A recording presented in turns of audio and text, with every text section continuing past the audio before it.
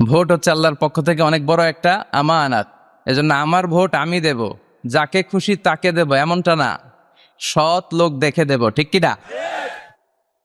আমার ভোট আমি দেব, ইসলাম প্রিয় লোক দেখে দেব, যারা ইসলামের পক্ষে থাকে, যারা জনগণের বন্ধু, যারা দেশের টাকা বিদেশে পাচার করে না, যারা এক কলমের খোঁচা মেরে কোটি টাকা উধাও করে দেয় না, যারা আমরা বন্যায় কষ্ট পেলে আমাদেরকে দেখতে আসে, এরকম নেতার দরকার আছে না নাই?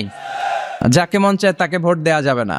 ভালো লোক দেখে। আমরা বিএনপি বুঝি না, জাতীয় পার্টি বুঝি না, জামাত ইসলাম বুঝি না, ঐক্যফ্রন্ট বুঝি না, কিচ্ছু বুঝি না।